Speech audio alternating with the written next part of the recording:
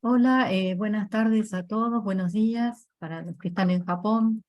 En esta charla de café, la segunda charla organizada por la Asociación Japonesa en Argentina, la charla del mes de abril, tengo el agrado de presentar eh, a Marcelo Giga, quien amablemente aceptó la invitación para presentar esta charla.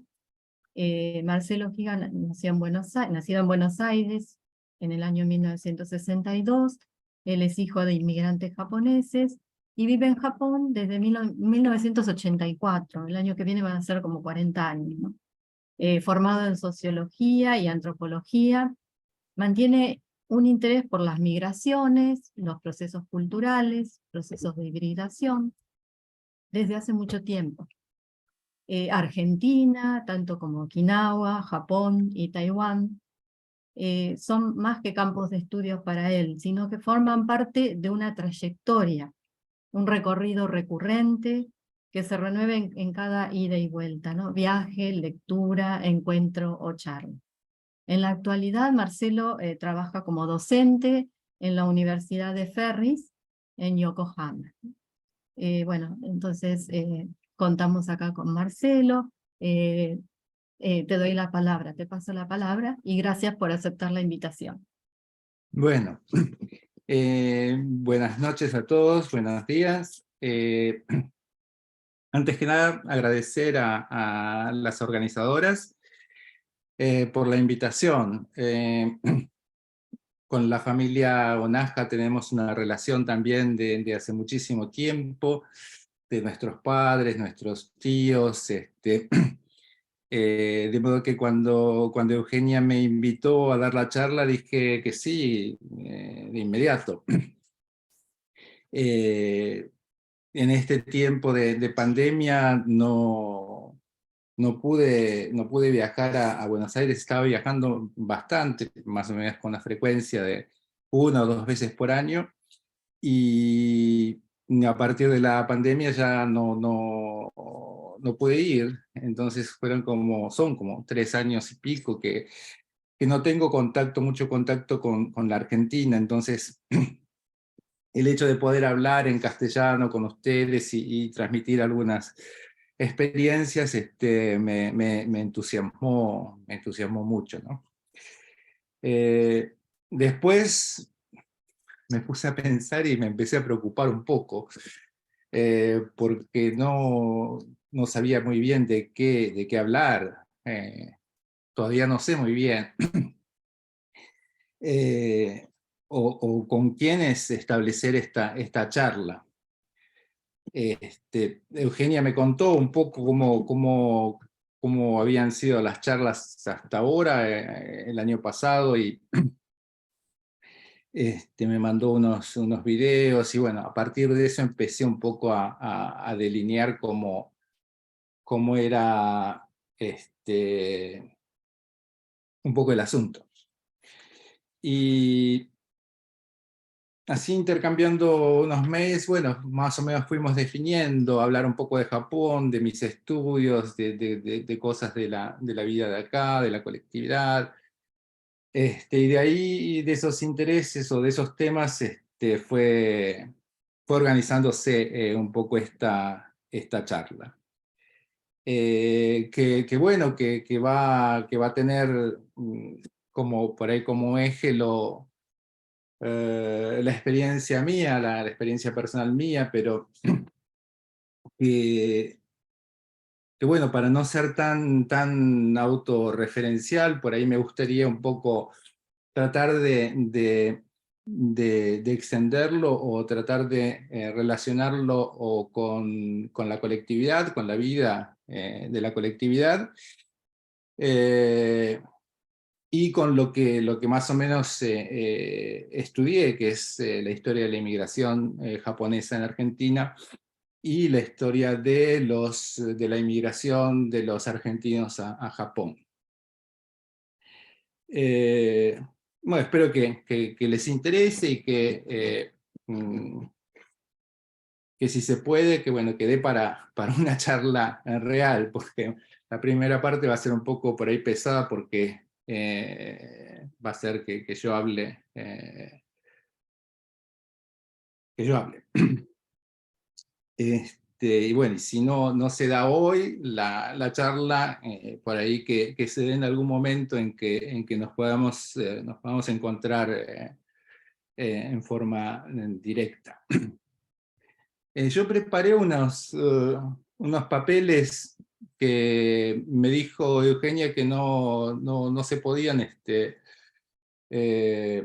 no se podían compartir en forma directa, pero que si había alguien o alguna persona interesada, que bueno, que se podía enviar. A ver, déjenme ver un poquito.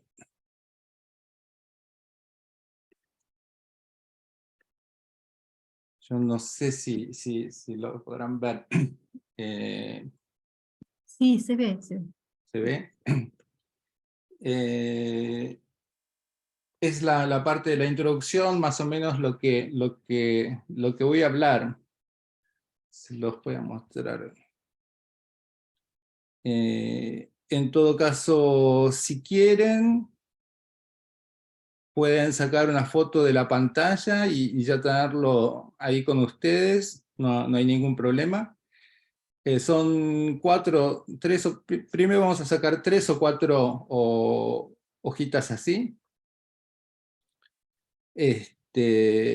Y si no, en algún momento consultarán con la AJA o con Cecilia a ver si lo pueden tener.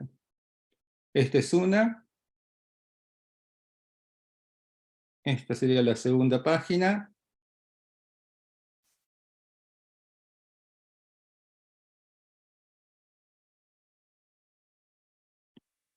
Y acá tenemos una tercera página.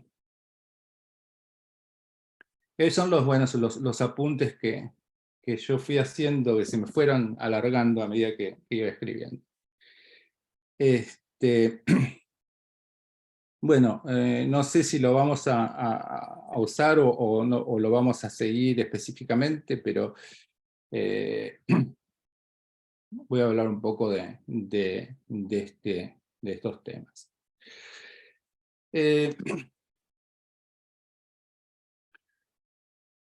Yo creo que lo que, además de la charla, lo que por ahí a mí me gustaría transmitirles a ustedes en esta introducción son, estuve pensando ayer y son 2 puntos.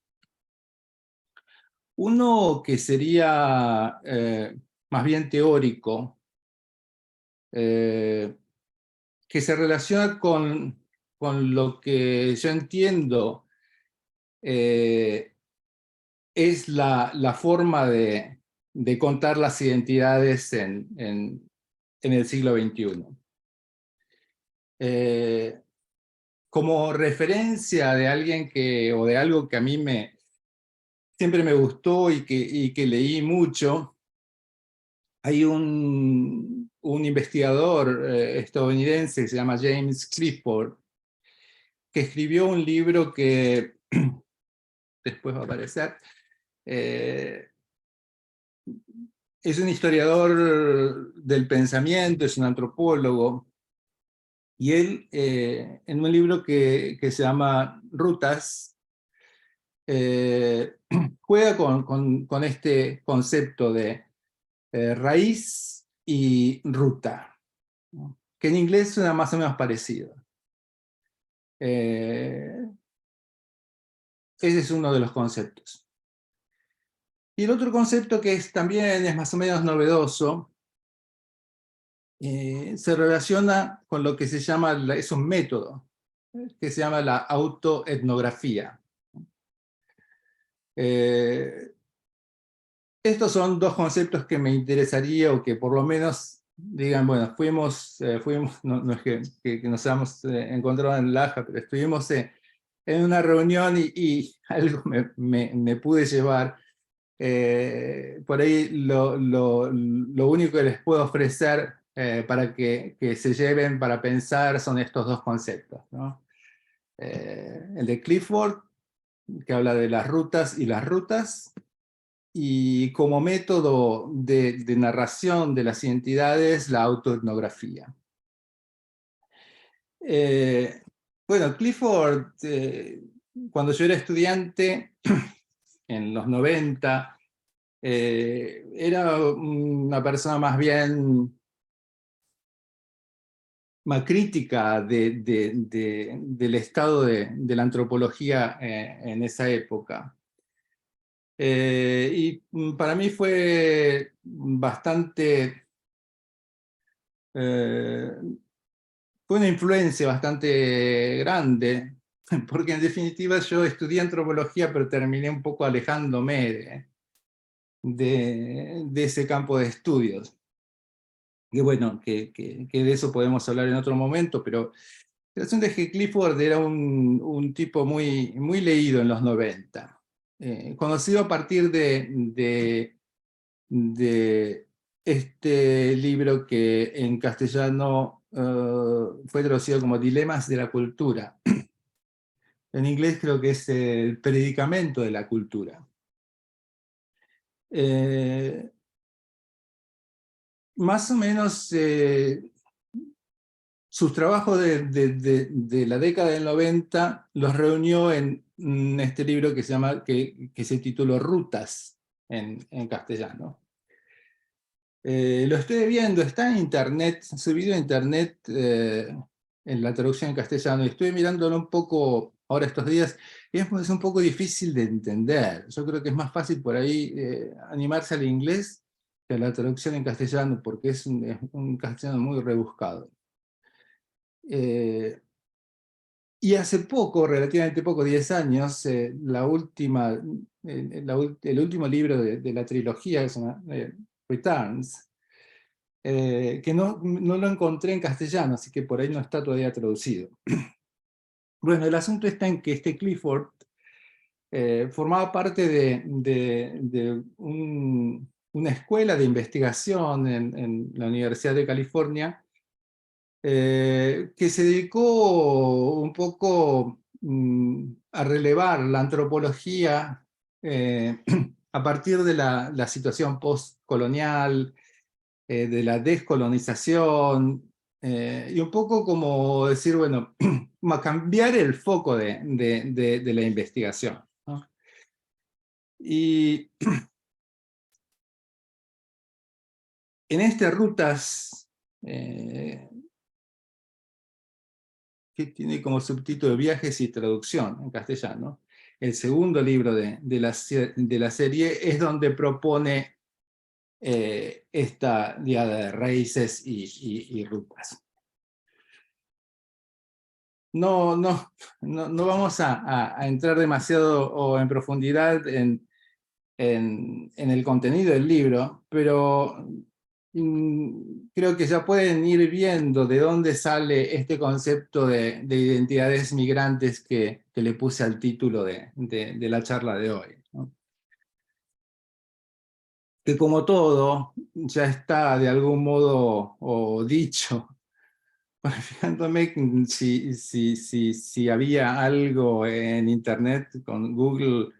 Le puse identidades migrantes y por lo menos hay una página que tiene esa frase, o sea que es original a medias.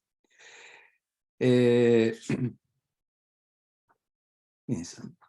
El segundo concepto que les quería transmitir, el de autoetnografía, más que teórico es un método, es como una herramienta nueva, una herramienta que todavía no está completamente establecida, que bueno, muy simplemente es la unión de la autobiografía y la etnografía, ¿no? La etnografía como producto del trabajo de los antropólogos culturales, de los etnógrafos, ¿no?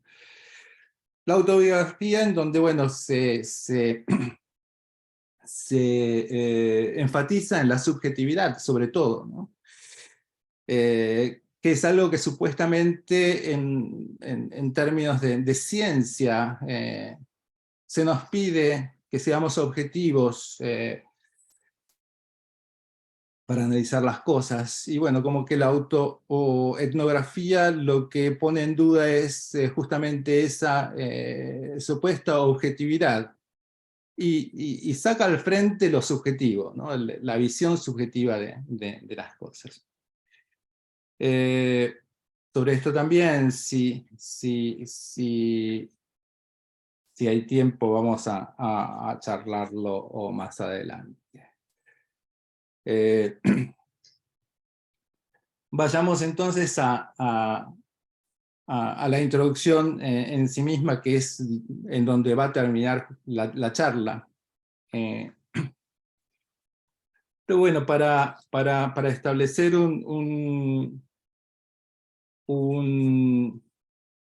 para llegar a las identidades migrantes, primero inevitablemente vamos a tener que pasar por hacer un rodeo para entender un poco en dónde estamos. Y decir que, bueno, que hablar un poco acerca de las diferentes formas de entender o de tomar la migración y las identidades. Y para eso, bueno, hacemos un repaso muy breve, que seguramente ustedes ya estarán cansados de escuchar.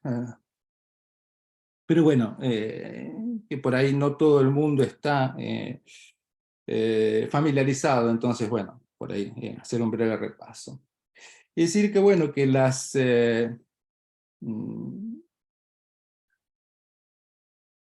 los conceptos como migraciones, migrantes, culturas, identidades, son en cierto modo tratados desde hace 100 años más o menos, especialmente en nuestros países, en las Américas, ¿no? Sabemos que entre mediados del siglo XIX y mediados del siglo XX ocurrió un aluvión transoceánico que tuvo a Estados Unidos como principal país receptor y curiosamente a Argentina como segundo país en el mundo más importante en la recepción de inmigrantes. La diferencia está en que la base sobre a la que se incorporó la inmigración argentina era mucho más pequeña que en Estados Unidos. Entonces dio un país con una densidad inmigrante muy, muy grande. Pero bueno, el asunto está en que Argentina es un país que recibe mucha inmigración en este periodo. Y de esa situación de inmigración compartida con Estados Unidos surgen algunos temas bueno, que son conocidos por nosotros. En torno a la formación del Estado-Nación, a la relación de la inmigración y la ciudadanía, los grupos inmigrantes y la cultura, y a lo que se llamó la política asimilacionista, que tocaba también el tema de la aculturación de los inmigrantes. Es una cosa que parecería que es antigua y sin embargo, bueno, siempre se renueva la preocupación por estos temas y siempre hay una discusión acerca de la propiedad de cada una de las políticas. Muy simplemente la pregunta es cómo hacer o cómo se hacía para integrar a toda esa gente que llegaba de un origen tan diverso en una sociedad que se estaba formando, ¿no? Y lo que se generalizó fue la asimilación, ¿no? La asimilación como política para integrar a toda esta gente. Y la imagen que siempre se utilizó fue la de crisol de razas, tanto en Estados Unidos como en Argentina. crisol de razas, ¿qué significa el crisol? Es como una olla donde se funden las cosas. Y la idea un poco era decir, bueno, meter todo lo que entraba ahí, fundirlo y hacer una cosa nueva, que eran los argentinos o los estadounidenses. Una cosa nueva, completamente diferente o alejada de lo que venía. Y en Estados Unidos se decía que no importa lo que entra, lo que importa es lo que sale, o lo que importa es cómo de eso que entra sale un ciudadano nuevo. Y era una idea bastante atractiva, por lo menos en la enunciación, ¿no? Imaginemos que había muchas cosas, como sigue habiendo, muchas cosas que por ahí preferiríamos superar, ¿no? Eh, obviamente que hay una relación de afecto hacia las tradiciones, pero también hay tradiciones o había tradiciones que mejor superar, ¿no? Entonces un poco como que en ese asimilacionismo cultural también estaba vinculada una idea de progreso, de modernismo, que bueno, para ya decir la conclusión fue traicionada, pero bueno, estaba esa idea, ¿no? Y, bueno, tuvo diferentes resultados, ¿no? En Argentina, hasta por lo menos la década del 60, del 70, eh, se puede decir que, al menos en el nivel narrativo, tuvo éxito la asimilación. Yo no sé cuántos de las personas que participan hoy tienen origen en la colectividad japonesa, pero hasta los 70, 80, incluso o más tarde, nadie dudaba, ¿no? Le preguntaban, ¿y vos qué sos? ¿Cómo te sentís? Y lo más obvio era decir, soy argentino. Y era una cosa que se defendía mucho, ¿no? Porque lo sentíamos, o sea, la duda, la sentíamos un poco como lo que por ahí algunas personas la conocen, a Chie Ishida, menciona como una discriminación leve, ¿no? Eh, como que tener que demostrar que uno podía tener la cara o el nombre que tuviera, eh, y sin embargo considerarse argentino, era un poco una batalla diaria, ¿no? Entonces te preguntaban, ¿soy argentino?, ¿no? Es muy probable que al 90% de las personas que hoy participan de origen japonés en esta charla digan lo mismo, ¿no? Y ese es un poco el resultado de esa asimilación, ¿no? Que estuvo o que fue respaldada por lo que yo considero fue el llamado ascenso social, ¿no? Como que en esos 50, 60 años que transcurrieron desde el ingreso de los primeros inmigrantes hasta los 60, 70, los inmigrantes y sus descendientes pudieron comprobar que en Argentina había una posibilidad de cambio. Y que eso se identificaba con la argentinidad, ¿no? Esa es la parte por ahí exitosa. La parte negativa es lo que todavía, o lo que ahora empezamos a ver, que fueron los ocultamientos que ocurrieron para que esa argentinidad se produjese. Y bueno, el pobre presidente cuando dijo que los argentinos descendíamos de los barcos, fue justamente criticado, porque es decir bueno, que los argentinos descendemos de muchas cosas, además de los barcos, ¿no? Pero esa idea de que los argentinos descendemos de los barcos forma parte del éxito y del fracaso de esta política asimilacionista. En Estados Unidos, ¿cómo fue? En Estados Unidos fue similar, pero yo creo que hay una diferencia importante entre los dos países. Yo creo que en Argentina hubo una ideología, una forma de pensar de los gobernantes que era discriminatoria, incluso abiertamente discriminatoria, hacia los gallegos, hacia el cocoliche de los italianos, hacia los judíos, hacia los turcos, como que había en términos discursivos una discriminación. Y sin embargo ocurría a nivel calle esto que yo digo que es el éxito de la política asimilacionista.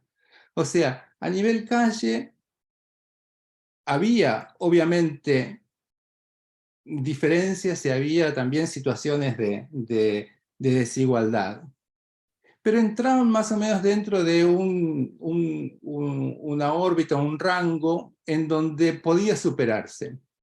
Entonces, una especie de lo que ahora diríamos un bullying. Por ahí en la calle había algunas personas que agredían o se agredían mutuamente. Y sin embargo, dentro de ese rango de personas,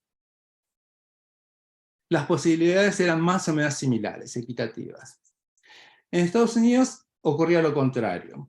A nivel discursivo, se decía que, bueno, que, ¿no? Que somos la estatua de la libertad, todos somos iguales, y sin embargo, a nivel calle, depende de las regiones, pero a nivel calle, en términos generales, existía una discriminación muy marcada. Se sabe de los afrodescendientes, que fueron los que iniciaron en la época del 50, del 60, el movimiento por los derechos civiles. O sea, ellos decían muy simplemente, ustedes nos dijeron que nos asimilemos, ustedes nos dijeron que adoptemos los valores que nos indicaban en la educación, que tomemos como a nosotros, ¿no? Nosotros, o muchos de los que estamos hoy participando, venimos de otro lugar y sin embargo nuestros padres fundadores, nuestros héroes, son personas con doble apellido, son estancieros, son militares. Nos dijeron que dejemos todo, especialmente en Estados Unidos a los afrodescendientes, y que adoptemos esos héroes, esos valores, esas formas. Y sin embargo nunca nos dejaron compartirlos por completo. Lo que en Estados Unidos se denomina WASP, que es blanco anglosajón protestante. Es un poco lo que vemos todavía, ¿no? Salvo la excepción de Obama, casi todos los presidentes eran protestantes, menos Kennedy y algún otro más, y continúa hasta la actualidad. Entonces, esas personas, especialmente los afrodescendientes, empezaron a rebelarse y a exigir por sus propios derechos, lo que fue generando una conciencia mayor frente a ese asimilacionismo que se presentaba como esperanzador, liberador, etcétera, etcétera, que no lo era.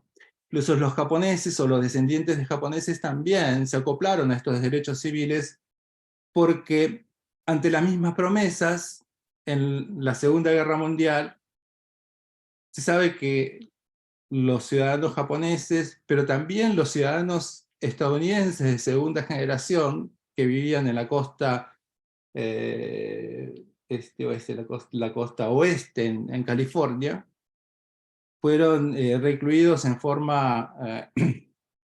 fueron recluidos en campos de concentración, ¿no? Entonces, como dijeron, nosotros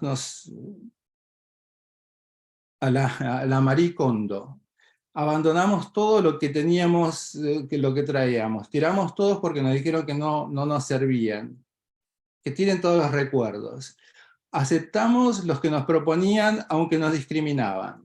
Y decían, somos estadounidenses, como nosotros dijimos, somos argentinos. Y sin embargo nos metieron presos, o nos confinaron por la fuerza en el desierto, simplemente por tener cara de japoneses.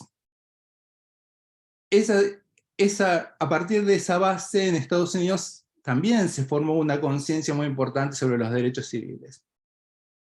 Y ese movimiento, que en los 60, bueno, se acopló a toda una serie de reclamos, especialmente de los jóvenes, y en lo que a nosotros nos puede interesar hoy, se derivó en lo que se llama, o podemos llamar un despertar de la conciencia étnica, de la etnicidad. Una búsqueda de las raíces. Muchos recordarán en los 70 que empezó a hablarse de las raíces. Había una serie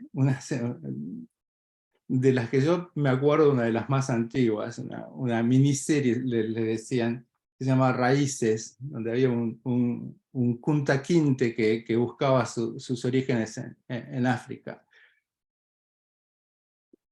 Y esas raíces derivaron en lo que se llamó el multiculturalismo.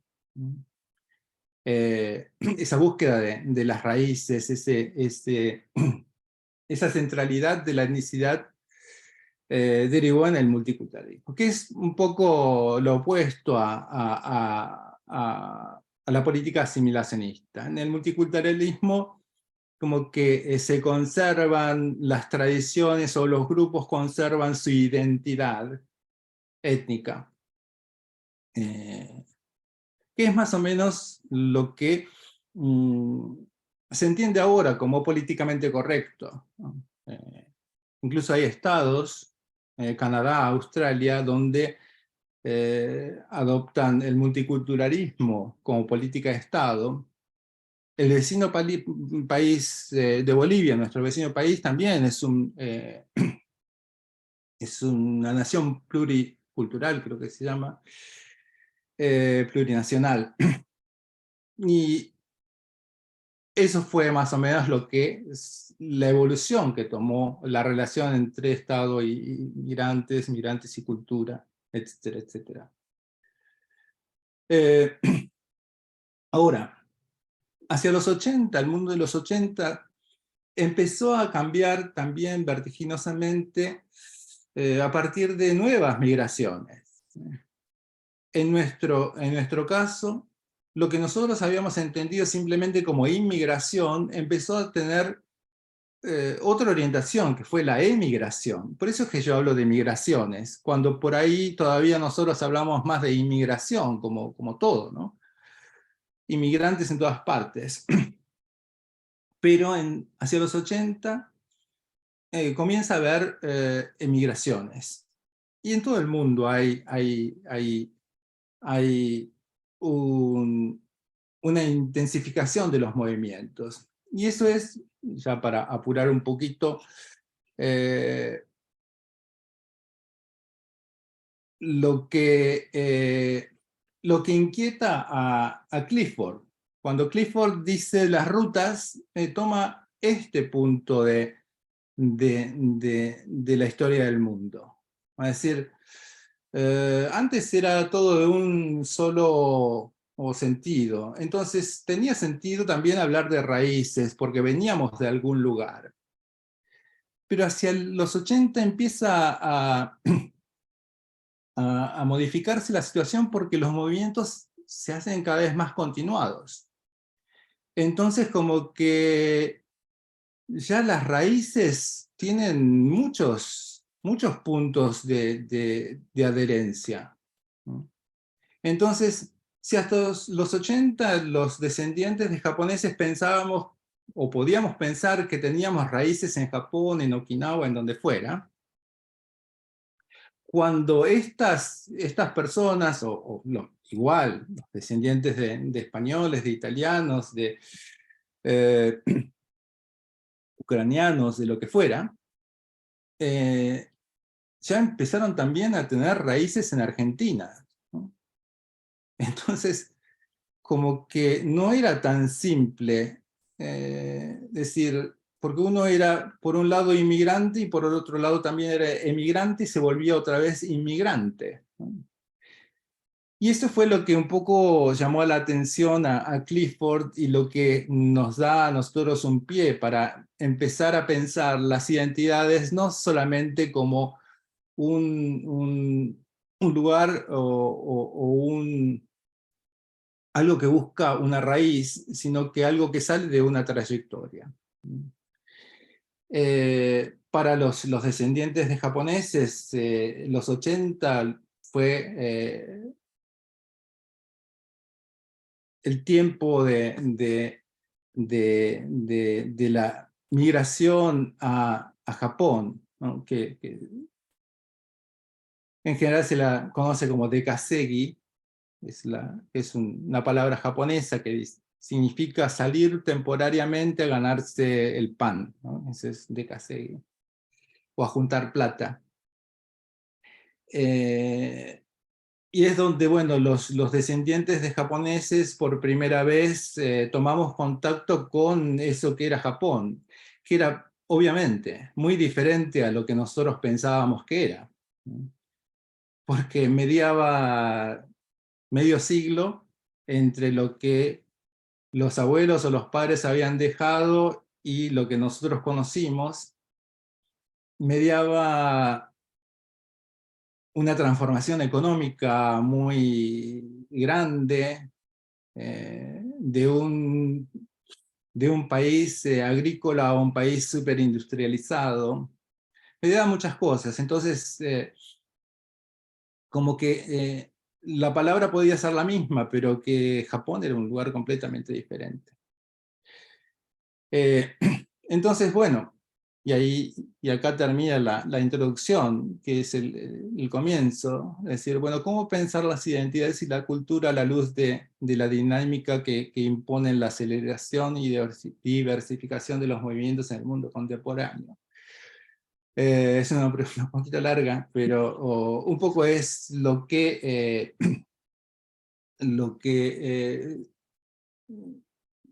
fue orientando, viene orientando esta charla.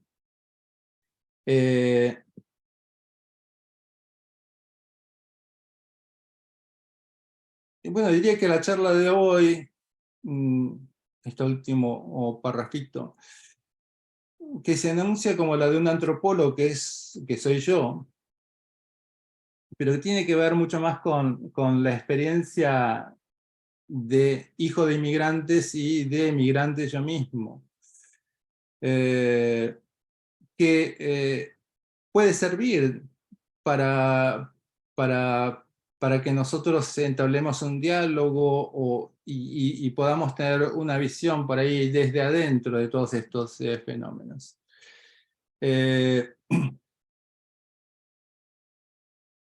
Bueno, nada más mostrarlo muy brevemente para dejar tiempo para la charla, pero decir que, bueno, que como Eugenia me presentó, nací en el 62 en Buenos Aires, en Villa Lugano, de padres oriundos de Okinawa.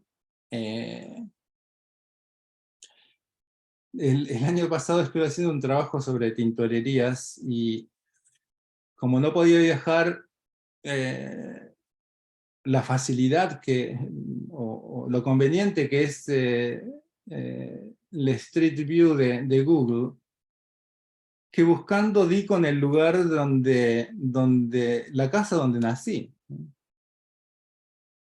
a la que no regresé. Yo creo que después de mudarme, cuando tenía 5 o 6 años, nunca, no tenía idea, pero que existe. Y si uno se pone a ver bien, todavía es una tintorería, ¿no? En la calle Subiría.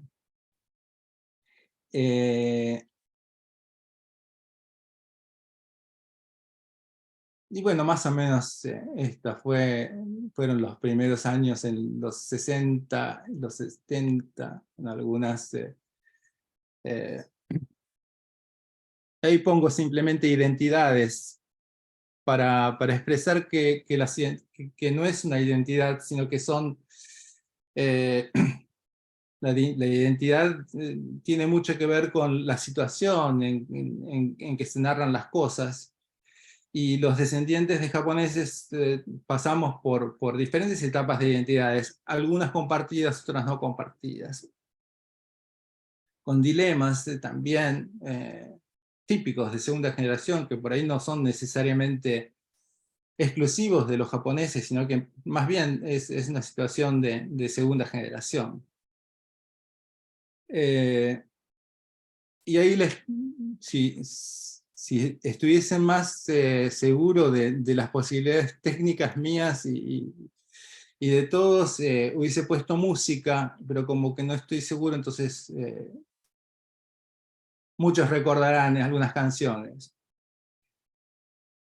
Y siempre hablamos, decimos, ¿no? El soundtrack de nuestras vidas, ¿no? Las canciones que fuimos escuchando. Y lo puse acá como un ejemplo de cosas que nos evocan alguna experiencia en común. Y esto se utiliza mucho en las autoetnografías, ¿no? En las autoetnografías se las llama epifanías, que no es el sentido religioso de la palabra, sino que son como luces, más bien que salen de los artistas para describir una situación, un momento de una época que después por ahí se va consolidando, ¿no? En los 80, más o menos, transcurrió la mitad de los 80, cuando ya se iba la guerra de las Malvinas, el fin de la dictadura, etcétera, etcétera. Como dilema de adolescentes en dictadura, ¿qué patria? ¿La patria de quién? ¿Qué futuro dónde? Y eso es un poco no porque sea generalizado, y por eso digo que la autoetnografía es subjetiva, básicamente es subjetiva. Es que hay una generación que si por un lado, se la vincula o está vinculada con la guerra de las Malvinas, es también la vinculación que, en mi caso personal, eh, creció con muchas dudas acerca de los símbolos de la patria, la bandera, el himno. Por ahí, para la gente más joven, es algo que no se entiende, pero hay mucha gente que tiene ahora 60, 70 años que tuvo muchas dudas, aunque cuando hay un mundial de fútbol todos nos pongamos la camiseta de la selección, a mí me cuesta todavía un poco la escarapela, el himno. Por ahí el himno empezó a emocionarme cuando sonó en las canchas de fútbol, sí, ¿no? Con,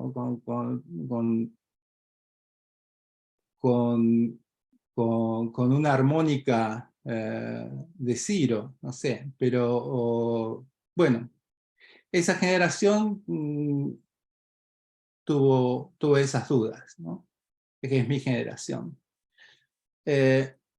Y bueno, a mí me ocurrió que a mediados de los 80 pude viajar a Japón y cumplir una aspiración de creo que la mayoría de los chicos y chicas de esa época, que era irse del país, ¿no? Si se podía, era irse del país.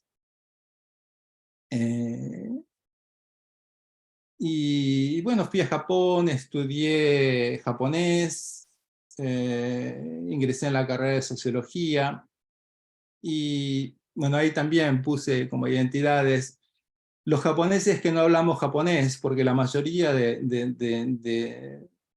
los chicos y chicas de la segunda generación no hablan japonés. Los japoneses, los que habíamos sido japoneses en Argentina, y cuando llegamos a Japón nos llamaron latinos, ¿no? O sea, con esta cara que tengo yo, eh, éramos latinos. Una experiencia por ahí un poco diferente en Okinawa, donde uno iba y por ahí habían pasado 2, 3 generaciones de la salida del abuelo, del padre del abuelo, del bisabuelo, y uno decía el nombre de la familia y ya enseguida te decían, ah, porque vos sos el hijo número tal del otro hijo número tal del hijo tal. Y eso fue una epifanía muy grande. Como decir, nosotros que supuestamente descendíamos de los barcos o que teníamos en nuestras espaldas por ahí el campo o el río, vas a Okinawa y te encontrás con que hay hay una tumba de los antepasados eh, enorme, y te encontrás con que hay un pasado, una profundidad de generaciones ahí en esa isla, ¿no? Entonces, esos que Alberto decía que descendían de los barcos, en realidad tenían atrás de los barcos una cosa muy profunda, ¿no? Y eso también hace a las identidades. Voy a tratar de terminar en 5 minutos. Y uno, bueno, va contrastando, descubriendo, revelando, encontrando referencias, haciendo planes, proyecciones, y fue una etapa muy linda como estudiante en Japón. Yo sentía Japón, el mundo al alcance de la mano, como que en Argentina todo estaba muy lejos. Y en Japón me daba la sensación de que todo estaba muy cerca. Una amiga dijo, una amiga de La Plata, me acuerdo que dijo, hablando, o por ahí coincidimos, o dijimos, cosa que me parece muy sabia. En ese momento decíamos que para estar bien en Argentina hay que estar lejos. Y para estar bien en Japón hay que salir. Y en ese momento me pareció ocurrente y me pareció que era un poco lo que sentíamos, ¿no? Porque Japón se hace también denso, ¿no? Cuando uno está mucho tiempo, pero tiene la posibilidad de salir, entonces se puede estar bien. Y Argentina también era muy pesada, ¿no? Porque los amigos, las amistades, los parientes, el afecto, muy lindo, pero cada tanto por ahí necesitábamos estar un poco, o tomar una cierta distancia de todo eso. Entonces, estar lejos también era una forma linda de estar en Argentina. Pero bueno, fue ese momento de ebullición de la estudiantina. Y al vivir en Japón, bueno, uno también empieza a pensar en sus orígenes, en sus raíces, ¿no? Y acá pongo como música de fondo una canción de Milton Nascimento, que me acuerdo muy bien, que me causaba mucha emoción cuando escuchaba decir, tengo conmigo los recuerdos de quién era, ¿no? Como que estaba en Japón y bueno, todo lucía muy bien y estaba estudiando, seguro económicamente, y sin embargo me quedaba esa lembranza de lo que era. Que bueno, aunque nunca canté, era por ahí esa primera frase, ¿no? De buscar el camino que va a dar al sol. Y había otra canción de Susana Rinaldi que es más antigua, también que resultaba irónica, pero por ahí uno estaba en Japón y decía, "¿Y no será esto?". Eh, como decir, eh, fui detrás de cosas que de pronto no importaron. Me pregunto y no sé lo que buscaba, ¿no? Y uno se sentía a veces así, ¿no? Como decir, ¿y qué hago acá? Eh, porque uno tampoco podía decir, bueno, me voy a Japón para estar con argentinos, ¿no? O sea, si yo quería estar con argentinos, me hubiese quedado en Argentina, ¿no? Y bueno, eran esas dudas que uno se planteaba, identidades que surgían, aunque buscaban. Entonces se planteaba también el dilema de cuándo volver, por dónde seguir, porque cuando uno es estudiante afuera, es una cosa seria, decir, bueno, ¿cuándo, hasta cuándo, no?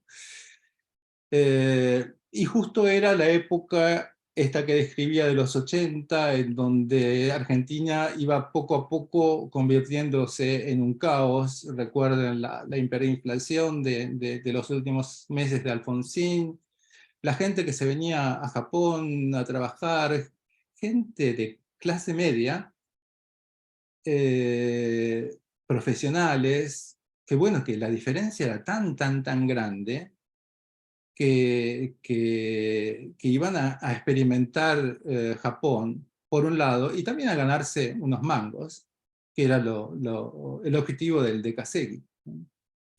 Y ahí es la paradoja que por ahí puede ser disparador para la conversación, ¿no? ¿Qué es ser Nikkei en Japón, ¿no? Porque uno habla de Nikkei como de origen japonés, pero también es de origen japonés en Japón, ¿no? Porque el Nikkei en Japón es el no japonés. Y eso es una cosa bastante seria, ¿no? Y cuando yo tomo a Clifford, también lo tomo por esa duda hacia lo Nikkei. Porque como yo decía, o como recién explicaba, una cosa era ser el japonés que no hablaba japonés, ser latino en Japón, y otra cosa es tener un lugar en el mundo en ese bosque de antepasados que es Okinawa. Entonces, y esta diferenciación, porque el okinawense no es Nikkei. O sea, el okinawense fue siempre el provinciano, el pajuerano, entre comillas, el negro de los japoneses, ¿no? Recién asimilado a Japón a partir de la política asimilacionista dentro de Japón, ¿no? Que le dijeron, no, vení, hacete japonés. Pero siempre tuvo un dejo de negro, el okinawense. Entonces, cuando nosotros en Argentina nos planteábamos cómo salir de la generación Nisei, y apareció esto de Nikkei, yo tuve mis dudas. Las discutimos, no sé si algunos conocen a Pablo Gavirate Miyashiro, acerca de esto de la Nikkeidad, ¿no?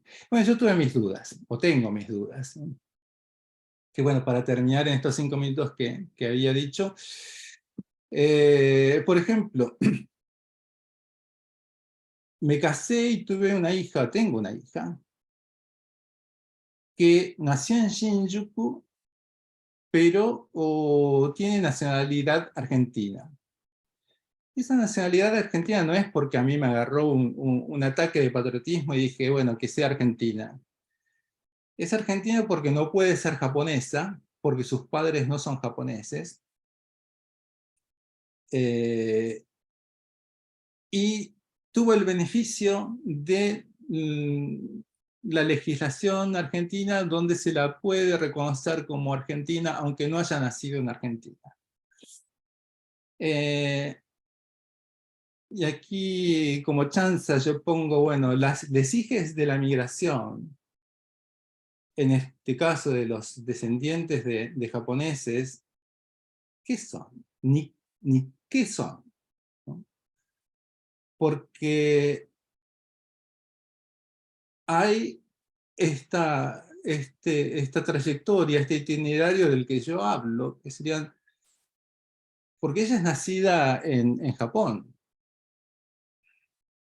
pero es también argentina, por ser hija mía, puede ser que sea Nikkei, pero también tiene una madre que es taiwanesa, tiene una tradición en Okinawa, entonces por ahí esto que propone la multiculturalidad, encuentra estos límites, ¿no?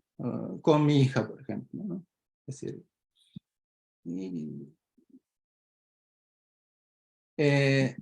a ese punto, bueno, no pudimos llegar, pero bueno, más o menos esto es lo que yo puedo participarles porque tengo que irme a las 8:50, entonces quería dejar un tiempito para que ustedes por ahí, si tienen alguna pregunta o algún comentario que hacer, bueno, dejarles ese tiempo. Y quedará, bueno, para otra oportunidad por ahí ampliar este itinerario personal y después, bueno, cómo esto integrarlo a una charla mayor, que puede ser eh, con Cecilia o con el grupo que se reúne en torno a Cecilia. Dejo este último párrafo, estos últimos párrafos y para terminar y saludarlos porque por ahí me voy de golpe, de repente desaparezco es porque a las 9 tengo un compromiso que no puedo atrasar y bueno, deja Bien. eso. ¿Hay alguna pregunta? Muy interesante, Marcelo, tu charla.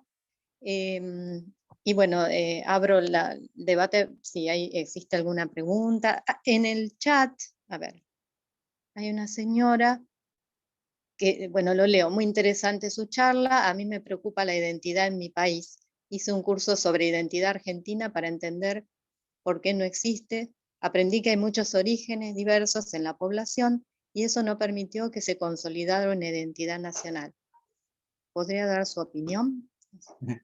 Bueno, es un poco todo lo que traté de decir, ¿no? Que el problema está en buscar esa una identidad, ¿no?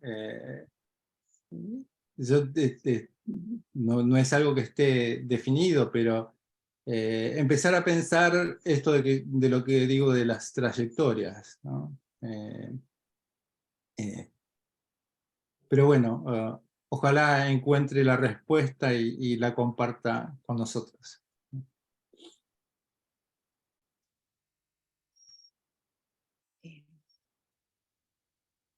No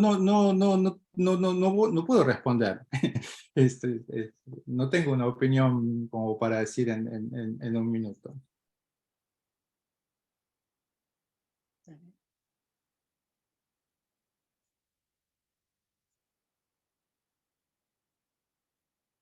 Eugenia, manejar vos esto, ¿eh? Sí, un comentario de María Esther Nostro. La nueva propuesta ya ha sido planteada en Estados Unidos al reconocer que se puede ser no WASP y no japonesa. Y hay un montón de gente que entra en esta nueva categoría de ser. Es un comentario. Si alguno Hola, tiene... una Sí, pregunta. cómo no. Ay, bueno, muchas gracias por la charla, Marcelo. Gracias. Te quería preguntar, bueno, varias cosas, ¿no? Pero principalmente, si ves allá que haya una incidencia real de todo esto que se está generando en el siglo XXI acerca de las identidades que vos estabas hablando, pero en particularmente de la identidad Uchinancho, que ya de por sí se plantea como algo, bueno, que desborda las fronteras, pero ¿qué incidencia real tiene dentro de la prefectura de Okinawa? Porque, por ejemplo, yo veo que todo lo que es la red Uchina mundial, ¿no? Quizás atravesado por, en el caso de América, discursos más latinoamericanistas, decoloniales, como que tienen otra perspectiva acerca de lo que es, por ejemplo, problemas reales como el problema de Okinawa, por ejemplo, y si eso está moldeando las representaciones dentro de la prefectura. Yo hace poco vi que había un movimiento indigenista en Ryukyu, una cosa así, quizás es mucho más chiquito, ¿no? Más pequeño, pero si de alguna manera está moldeando las representaciones dentro de la prefectura misma. Sí, da para escribir una tesis de doctorado tu pregunta. No, ¿qué te puedo decir? Yo siento un afecto muy grande por la tierra de Okinawa. Me gusta mucho, la paso muy bien. Al mismo tiempo, tengo unas dudas muy grandes acerca de este acercamiento que se produce en Okinawa hacia Japón, pero también esta reivindicación Uchinanchu. Sinceramente me parece sospechosa. Porque decirte, volvemos a esto, ¿no? Es seguir indagando en las raíces cuando tenemos que pensar en las trayectorias. Porque ¿qué Okinawa? ¿La Okinawa de quién? ¿La Okinawa de cuándo? Me parece que es más importante, o yo siento una vibración más grande, por ejemplo, cuando pienso por ahí, no en tradiciones o en folclore, pero, por ejemplo, en la convivencia con las bases militares, la tradición de los inmigrantes. Yo pienso que eso es un punto que a mí me resulta interesante. Pero esto de Luchinanchu, como, me parece que es un poco, ¿cómo decir? La argentinidad al palo, no sé cómo diría, la uchinanchidad al palo, ¿no? Es algo que a mí mucho no me cierra, ¿no? Claro, lo digo así como un discurso más que abona quizás a que se construya algo ficcional también, ¿no? Puede ser. Que bueno, que si es necesario crearlo, por ahí es necesaria una etapa de creación de esa identidad, ¿no? Pero voy un poco más, a mí me gustaría ir un poco más adelante, o apuntar un poco más hacia adelante, decir, bueno, un poco lo que comenta María Esther, ¿no? Decir,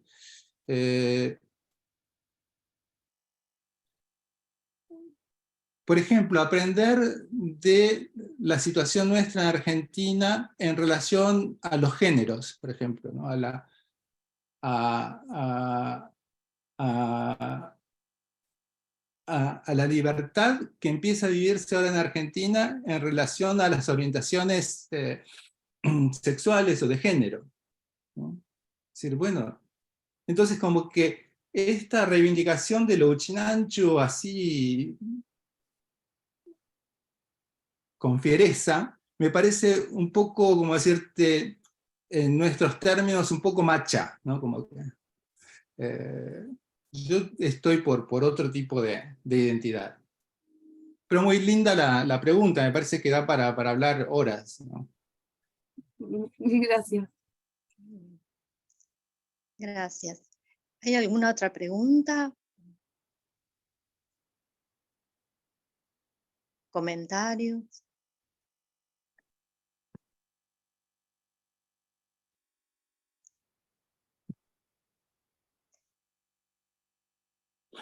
Déjame agradecer a mis parientes y amigos que Sí, los veo acá por nombre.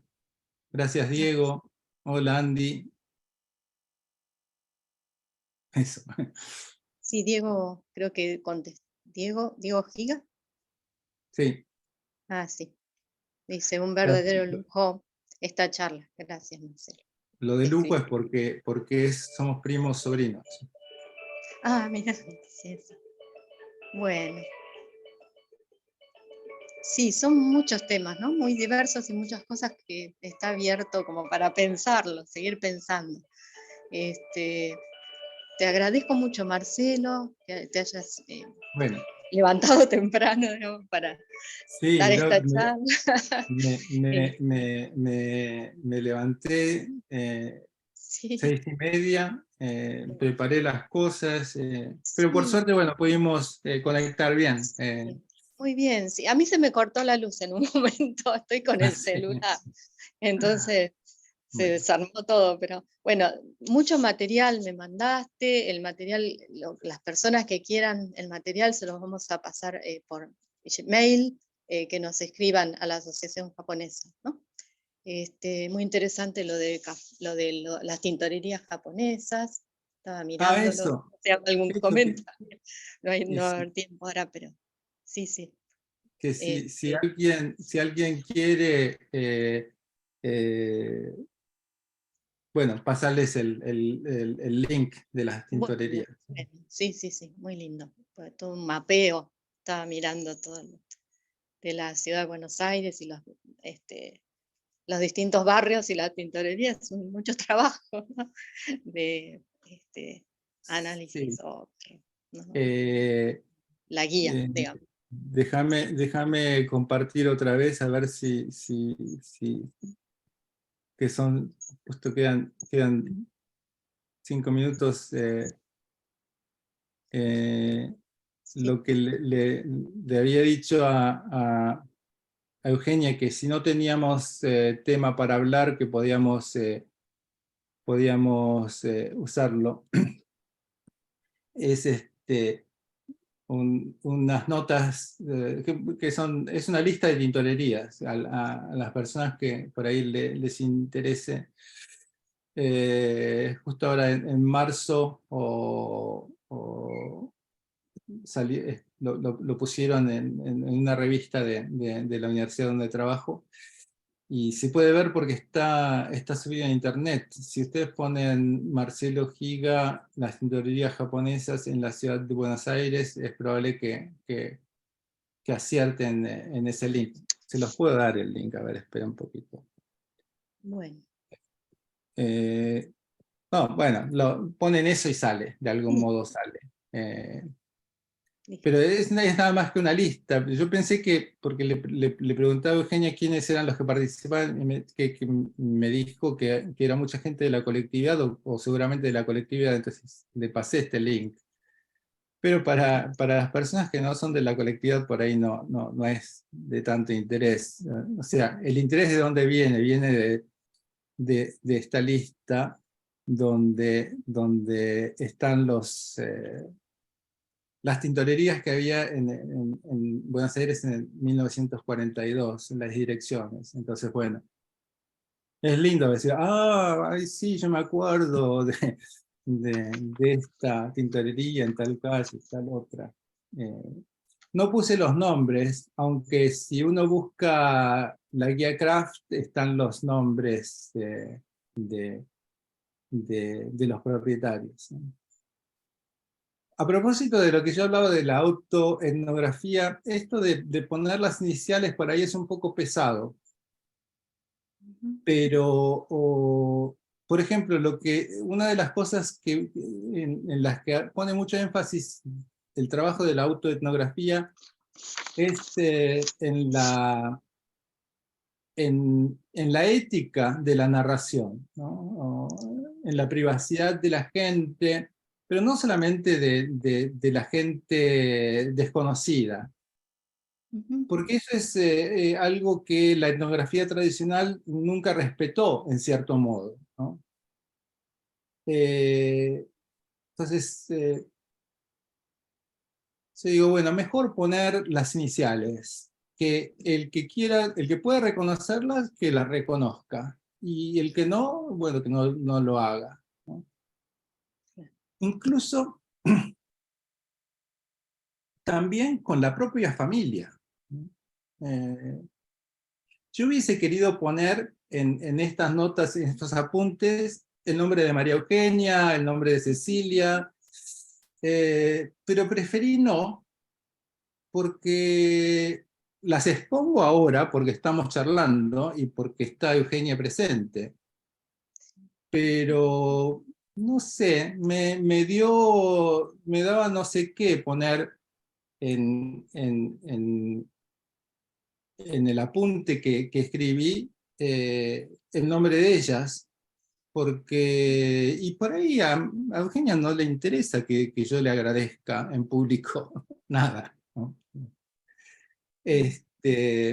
Y eso, bueno, es una actitud que es bastante importante dentro de la autoetnografía, ¿no? El tener el respeto por la gente que colabora en esa narrativa. Claro. Eso, nada más. Bueno, muy interesante.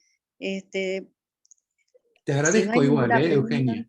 no, por favor, te agradezco a vos por presentar la charla y bueno, en nombre de la Asociación Japonesa, entonces agradecemos la presencia de Marcelo Giga.